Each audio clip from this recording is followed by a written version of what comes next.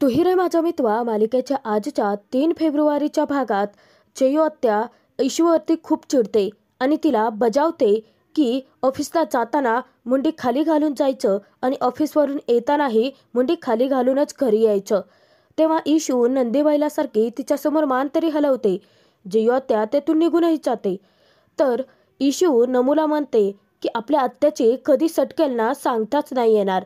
तेव्हा नमू तिला समजावते की जाऊ देत ग इशू, हे बघ तू फ्रेश हो, मी तुझ्यासाठी चहा बनवते.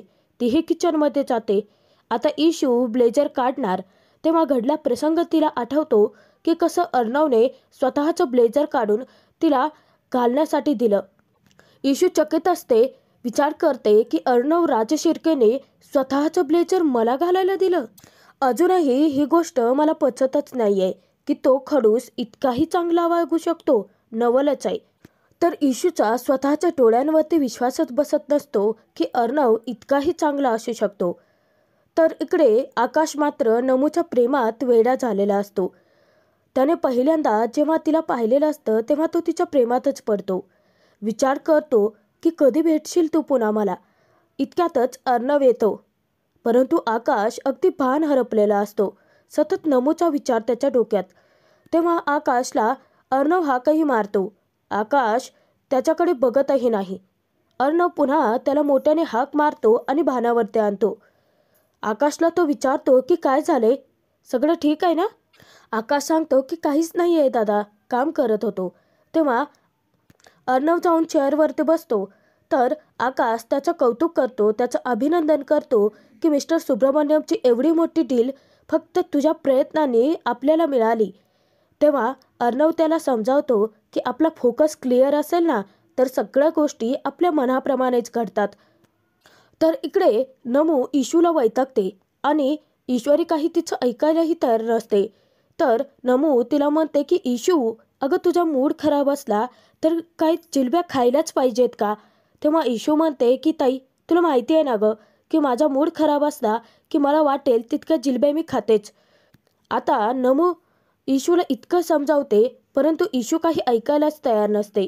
हे सगळं राकेश गुपचूप पाहतो आणि विचार करतो की हिचा मूड खराब आहे. शालाकाने हिला सगळं सांगितलं तर नसेल ना. आता त्याची घाबरगुंडी उडते. तेव्हा इशू नमूला ऑफिसमधला घडला प्रकार सांगते की ताई, आमच्या ऑफिसमध्ये ना एक लावण्य मॅडम आहेत. पहिल्या नंबर की कुचकट बाई आहे, नुसता रागराग करते माझा.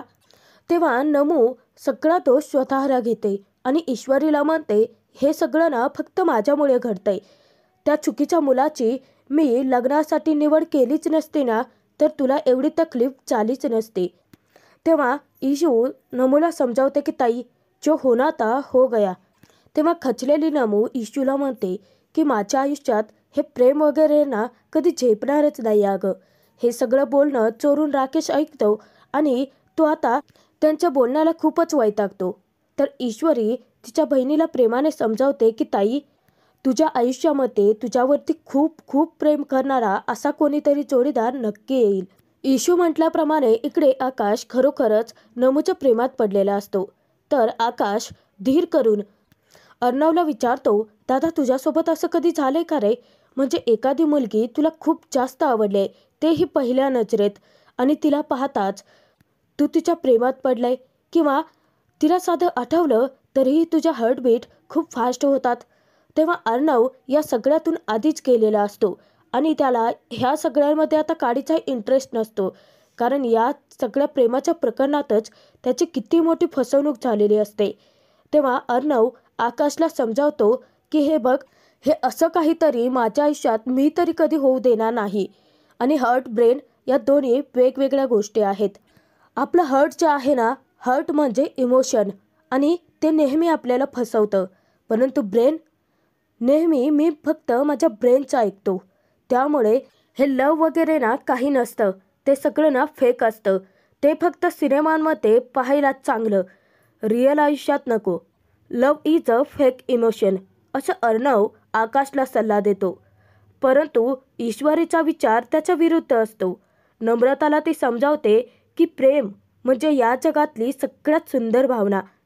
त्यामुळे ताई, तू प्लीज प्रेमावरती विश्वास ठेव, असं इशू नमूला सल्ला देते. तेव्हा नमू तिथे इशूची मस्करी करत म्हणते की बर, जगद्गुरू ईश्वरी देसाई फ्रॉम इंदोर, तुमचं हे प्रवचन जर माझ्यासाठी झालं असेल तर आपण काम करायचं का? आणि दोघीही पुन्हा जिलेब्या तळायला घेतात. इकडे घाबरलेला राकेश विचार करतो की इंदोरी जिलेबी फक्त त्या नम्रताचाच विषय धरून बसले आहे. शलाकाचं आणि इथं तिचं काय बोलणं झालं हेच कळत नाहीये. नेमका इशू तिथे नम्रतापुढे शलाकाचा विषय काढते. ती नम्रताला म्हणते की ताई, अगं तुला एक गोष्ट सांगायचीच राहून गेली. आज ना एक रस्त्यामध्ये खूप मोठी घटना घडली. तेव्हा राकेश सावध होतो आणि डोकावतो आतमध्ये. तर नम्रताला ती सांगते की एक ना रस्त्यात मला बाई भेटली होती. ती ना त्या रिक्षाच्या मागे धावत होती आणि तिच्यासोबत एक दुर्दैवी घटना देखील घडली होती. तुला माहिती आहे का तिच्या नवऱ्याने? असं म्हणताच तिथे जयू आत्या त्या दोघींना म्हणते की झालंय का, आवरून घ्या सगळं पटापटा. तेव्हा नमू ईश्वरीला बोलूच देत नाही. तर नमू म्हणते की इशू, अगं कामं कर ना पटापटा, आत्या ओरडते ना. परंतु नेमका विषय आता तिथेच टाळला जातो आणि राकेशच्या डोक्यावरती टांगती तलवार राहतेच. तर राकेश आता विचार करतो की त्या शलाकाने या इंदोरी जिलेबीला काही सांगितलं नाही तेच बरं झालं. परंतु माझे जुने सगळे पुरावे आता मला मिटवावेच लागतील, असा विचार करत तो तेथून निघून जातो. त्यानंतर दुसऱ्या दिवशी नेहमीसारखंच इशूला उठायला उशीर होतो आणि इशूची धांदल ही सुरूच असते. तर नमू येऊन इशूला सांगते की अगं इशू, काय चाललंय तुझं? अगं चहात बसून तरी पी ना. तेव्हा इशू म्हणते की आता मला ऑफिसला पोहोचायला 1 मिनिट जरी उशीर झाला ना तर तो भडकूचंद पुन्हा प्रवचन सुरू करेल. तेव्हा नम्रता तिला सल्ला देते की हो अगं, मग तू बोलूच नको ना त्याच्याशी. तेव्हा इशू म्हणते की ताई, मी जरी त्याच्याशी नाही बोलले ना तरी तो येतो ना मला बोलायला. तेव्हा जयू आत्या चिडते आणि इशूला म्हणते की इशू, काल काय सांगितलं ते लक्षात आहे ना तुझ्या? म्हणजे तुला काही झालं ना तर काय तोंड दाखवणार आहे आणि काय उत्तर देणार आहे मी दादा बहिणींना? तू परकी जरी असलीस ना तरी देखील नमूसारखीच जवळचे आहे आम्हाला. तेव्हा इशूच्या जिव्हारी लागतं ते बोलणं. परंतु नम्रता गुपचूप खुणावते आणि आत्याशी वाद घालत बसू नको असं समजावते. तर इशू म्हणते की ताई, हे बघ मला उशीर होतोय, मी जाते. पुन्हा आत्या तिला आठवण करून देते की तिने काल रात्री जे काही सांगितलं होतं ते लक्षात ठेवायला. तेव्हा इशू म्हणते की आत्या, सगळं लक्षात आहे माझ्या, आणि ती तेथून निघून जाते. इशू निघून जातात चिडलेली जयू आत्या म्हणते की माझ्या भावाला काय दुर्बुद्धी सुचली आणि ही असली बॅग गळ्यात मारून घेतली. तेव्हा नम्रताला अजिबात ते पटत नाही आणि ती जयू आत्याला शांत राहायला सांगते आणि तीही तेथून निघून जाते. इशू इकडे रिक्षाची वाट पाहत असते. इतक्यातच राकेश तिच्याकडे येतो. राकेश आता इशूला बोलायला जाणार तेव्हा इशू त्याला विचारते की तुम्ही आणि इथे? तेव्हा राकेश म्हणतो की हो. आता राकेश पुढे काही बोलणार तेव्हा चिडलेली ईश्वरी म्हणते की मला तुमच्याशी काहीही बोलायचं नाहीये राकेशजी. काल काय झालं ते लक्षात आहे तरी का तुमच्या? तेव्हा राकेश स्वतःची बाजू पटवून देत म्हणतो की तुमचा ना खूप मोठा गैरसमज झाला असेल, मी सांगतो तुम्हाला. तेव्हा इशू एका वेगळ्याच विषयाबद्दल बोलत असते आणि राकेशला वाटतं की शलाकाने तिला सत्यच सांगितले. तर राकेश पुन्हा म्हणतो की नाही ईश्वरीजी, खरंच सांगतोय, काहीतरी गैरसमज झालाय, प्लीज माझं ऐकून तरी घ्या. तेव्हा इशू म्हणते की मला ना तुमच्याशी बोलायचंच नाहीये आणि ती विषय काढते रिक्षाचा. तेव्हा राकेशचा जीव कुठे आता भांड्यात पडतो आणि इशू त्याला म्हणते की काल तुम्ही रिक्षाचे पैसे घेतले नाही आणि दिवसात भेटलाच सुद्धा नाही पुन्हा, मला तुमच्याशी बोलायचंच नाहीये. तेव्हा राकेश म्हणतो की अच्छा, याच्याबद्दल बोलताय का तुम्ही? आता राकेश पुढे काही बोलायला जाणार तेव्हा ईश्वरी म्हणते की मला ऑलरेडी खूप उशीर झालाय आणि तसंही मला वेअर हाऊसला बोलावलंय, मला जावं तर लागेलच ना. इशू रिक्षा बोलावते आणि ऑफिसलाही निघून जाते. तर राकेशची चांगलीच भंबेरी उडालेली असते. विचार करतो की माझ्या जुन्या ओळखीचे सगळे पुरावे मिटवायला हवेत. शलाकाने हिला काहीही सांगितले नाही म्हणून बरं झालं, परंतु जेव्हा मी पुरावे मिटवेन तेव्हाच या प्रकरणावरती पडदा पडेल असा विचार करत त्याच्या डोक्यात घाणेरडं प्लॅन शिजतो. तर इकडे राजप्रकाशचा अर्णवचं नुकसान करण्याचा प्लॅन आता रेडी असतो. त्याचा असिस्टंट सावंत त्याला प्लॅन समजावतो की हा अर्णव राजे शिर्केच्या वेअरहाऊसचा पूर्ण नकाशा आहे आणि सकाळी ठीक 4 वाजता त्याचा सगळा माल गोडाऊनमधून एअरपोर्टला जाणार आहे.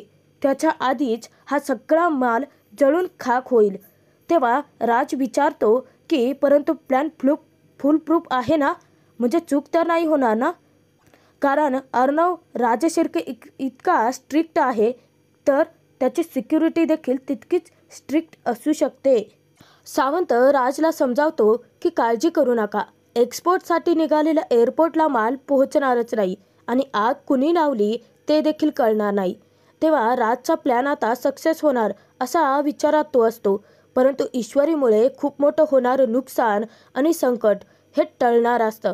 राज तिथे म्हणतो की मला मागे टाकायला निघालायस का ASR? परंतु हे मी कधीही होऊ देणार नाही, कारण हा खेळ अजूनही संपलेला नाहीये. इकडे इशू गोडाऊनला तर पोहोचलेले असते, परंतु त्याचा सिक्युरिटी गार्ड जो असतो त्याचा अचानकपणे इशूच्या समोरच तोल जातो. त्याला चक्कर यायला लागतात. तेव्हा इशू त्याला सावरते आणि त्याला पाणी प्यायला देणार. तेव्हा तो सांगतो की माझ्याकडे पाणी आहे. तर ईश्वरी त्याची बॉटल उघडून त्याला पाणी प्यायला देते. तेव्हा इशू म्हणते की एक काम करा, तुम्ही मला तुमचा पत्ता सांगा, मी तुम्हाला रिक्षातून तेथे पाठवून देते. तेव्हा तो घाबरतो आणि म्हणतो की नको मॅडम, सुपरवायझर माझ्यावरती ओरडतील. तेव्हा इशू त्यांना शब्द देते की तुमच्या सुपरवायझरला मी समजावेन, परंतु तुम्ही काळजी करू नका आणि तुमचं अंगही खूप तापले, तुम्ही जा बरं घरी. तेव्हा सिक्युरिटी गार्ड आता त्याचा पत्ता सांगतो. तर इशू पटकन रिक्षा बोलावते. अर्णवला काहीही न विचारता इशूने स्वतःच निर्णय घेतलेला असतो. तर इशू रिक्षा बोलावते आणि त्यांना पाठवून देते. तर इकडे अंजलीला भेटायला राकेश म्हणजेच तिचा राजेश आलेला असतो. तर ती फोनवरती बोलत असता तो अगदी तिच्या पाठीमागे जाऊन थांबतो.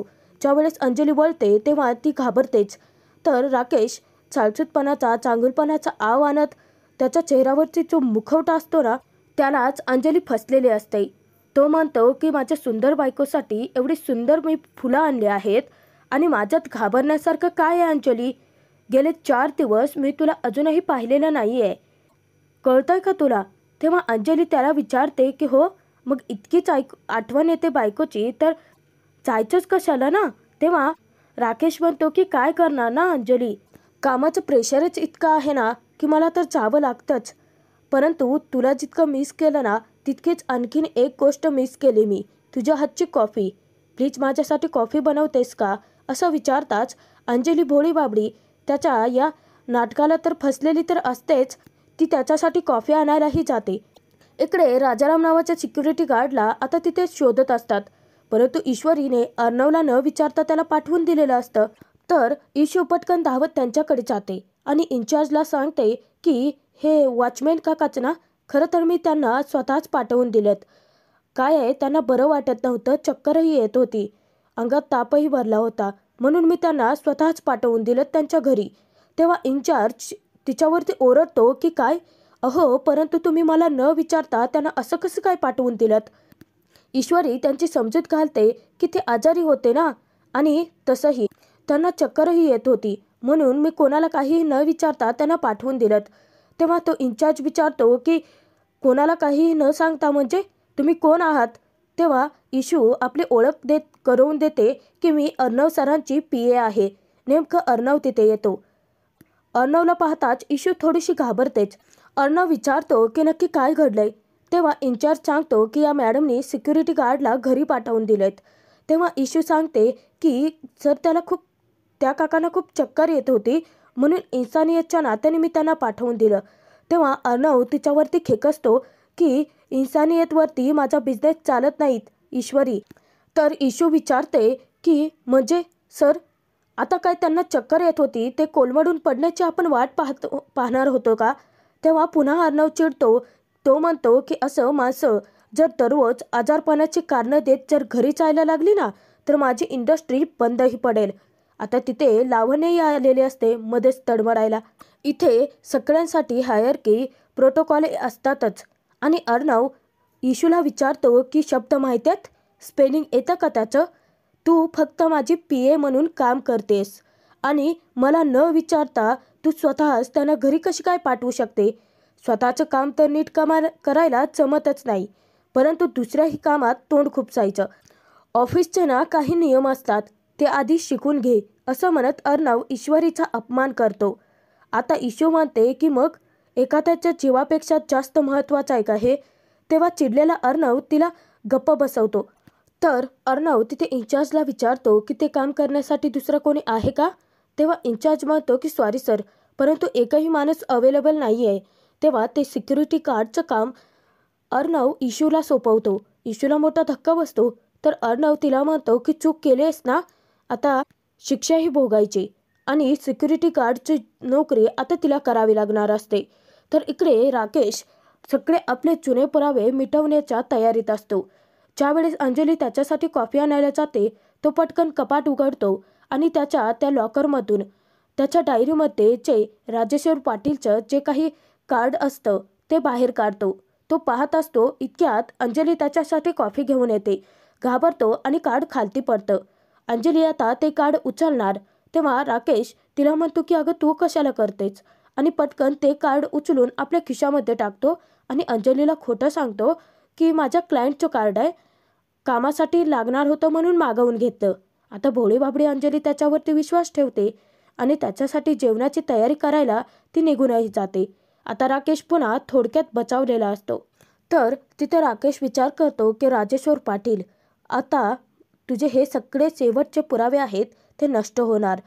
इकडे अर्णव इन्चार्जला ईश्वरीसाठी ड्रेस कोड आणायला सांगतो. ईश्वरी म्हणते की परंतु सर वेअरहाऊसची कामं. तेव्हा अर्णव म्हणतो की तू आत्ता आलेस इथे नोकरीला, तू नव्हती तेव्हाही ती कामं पारच पडत होती आणि अर्णवने 6 वाजेपर्यंत तिला ड्युटी दिलेली असते. अर्णव तिथे इशूला विचारतो की सगळ्यातलं सगळं जमतं ना तुला, कुठलंही काम छोटं किंवा मोठं नसतं, मग तो ड्रेस घे. तेव्हा इशू गुपचूप इन्चार्जच्या हसून तो ड्रेस कोड घेते आणि अर्णव ईश्वरीला पुन्हा सक्त ताकीद देतो की माझ्या कामामध्ये हलगर्जीपणा झालेला मला चालणार नाही, त्यामुळे या वेअरहाऊसच्या सिक्युरिटीची जबाबदारी आता तुझ्यावरती आहे. तर अर्णव लावण्या दोघेही तेथून निघून जातात. आजचा हा भाग इथे संपतो आहे. पुढील भागात आपण पाहणार आहोत की सिक्युरिटीची ड्युटी इशूची असतानाच वेअरहाऊसला राजप्रकाशच्या माणसाने आग लावलेली असते आणि नेमकं CCTV मध्ये अर्णव हे सगळं पाहतो आणि इशूच्या मदतीला धावून जातो. तर ईश्वरी आता आगीमध्ये सापडते. तेव्हा अर्णव धावत तिच्याकडे येतो आणि तिच्या अंगावरती जे बॉक्सेस पडणार असतात, अर्णव एका हाताने इशूला सावरतो आणि एका हाताने ते बॉक्सेस रोखून धरतो.